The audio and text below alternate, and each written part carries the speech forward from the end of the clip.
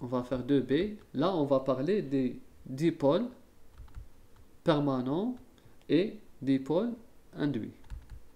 Dipôle induit. Le dipôle permanent, dipôle induit, il existe dans le cas d'une interaction. Par exemple, on a une molécule polaire, comme on vient de voir l'acétone. Elle a un moment dipolaire, d'accord? On peut la schématiser comme ça, elle aura une partie négative, une partie positive. D'accord? La partie positive, c'est la somme des deux. C'est ça la partie positive. Et là, c'est la partie négative.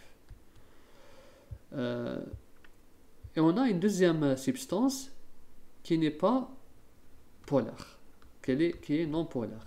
Non polaire. Si on va les mélanger, qu'est-ce qui va se passer? La molécule qui possède un moment dipolaire permanent, ici c'est un dipôle permanent, elle va affecter la molécule voisine. Donc quand elles vont se rapprocher entre elles, la molécule non polaire, elle va se polariser. Elle va se polariser. Elle va se polariser de telle sorte. Elle va se polariser. Donc, on dit que cette molécule, elle possède un dipôle induit. C'est un dipôle induit qui à l'origine n'existe pas. Il n'existe pas, mais il existe. Là, c'est le phénomène de la polarisabilité. C'est dû à la polarisabilité. C'est dû à la polarisabilité. Bon, je m'excuse, là, il faut bien l'écrire.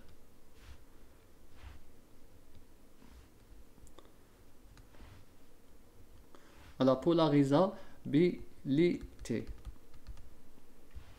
Donc, on voit bien que la molécule est non polaire, mais à la rencontre d'une molécule polaire, elle va se polariser. Elle aura un pôle positif et un pôle négatif. Ça, c'est le phénomène de polarisabilité. On le remarque avec toutes les molécules qui sont polarisables. Et bien sûr, ce phénomène est d'autant plus important que la molécule polarisable a un poids moléculaire, une masse molaire élevée. Si la masse molaire augmente, la polarisabilité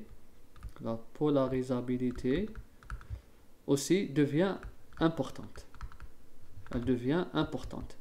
Et si la polarisabilité devient importante, alors l'interaction entre une molécule polaire et une molécule apolaire devient plus importante et la température d'ébullition va augmenter aussi. C'est-à-dire la température d'ébullition du mélange, de notre mélange, va être aussi très importante. Donc il ne faut pas oublier que c'est la polarisabilité. On peut faire un exemple. Généralement, la polarisabilité, c'est pour les molécules qui ont des nuages électroniques, des nuages pi, comme le benzène. Le benzène, c'est une molécule très polarisable. On peut dire on peut par exemple mélanger le benzène avec le phénol. Et on peut remarquer ce phénomène. Donc voilà, là, c'est le deuxième type d'interaction de Van der Waals, dipôle induit. Le troisième type, sous-type de la liaison de Van der Waals, qu'on va nommer 2C, c'est les forces de dispersion. Les forces de dispersion. On va les écrire dispersion. Les forces de dispersion, elles existent pour les molécules. On va exposer le problème pour comprendre c'est quoi ces forces de dispersion. Il y a des molécules non polaires, bien des atomes, par exemple le gaz, le néon, l'argon, le H2, d'accord. On va parler de l'éthane, propane, tout ça. Par exemple, là c'est des gaz, On sait que toutes ces substances, elles ont un état liquide à une température donnée, toutes ces substances peuvent exister à l'état liquide.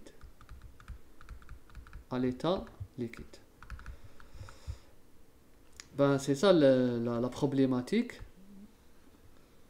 Pourquoi on est étonné que ces substances peuvent exister à l'état ionique? Ben, tout simplement parce que c'est des substances non polaires. Non polaires. L'argon, il n'est pas polaire. Le H2, le gaz H2, l'hydrogène, il n'est pas polaire. L'éthane n'est pas polaire. Le propane n'est pas polaire. Le néon n'est pas polaire. Mais comment ils peuvent exister à l'état liquide alors qu'on sait que l'état liquide, il y a des forces de cohésion. Il y a des forces de cohésion qui sont dues à l'interaction intermoléculaire. Pourquoi? Parce qu'il y a des interactions dipôle-dipôle, des interactions ion-ion, des interactions électrostatiques ou bien des interactions polaires. Si ces molécules ne sont pas polaires, on sait que le méthane n'est pas polaire, l'éthane n'est pas polaire. Donc, quel type, c'est la question qu'on se pose, quel type d'interaction existe dans ce cas? On sait que ce n'est pas les dipôles. Là, on le sait, impossible. On sait que ce n'est pas ion. On le sait, c'est impossible. On sait que ce n'est pas dipôle permanent, dipôle induit. On le sait, car c'est des molécules non polaires. Donc, quels sont les types d'interactions? Tout simplement, pour les molécules neutres ou les atomes neutres, les forces responsables de cet état liquide, c'est les forces de dispersion. C'est les forces de dispersion qu'on appelle parfois les forces de London.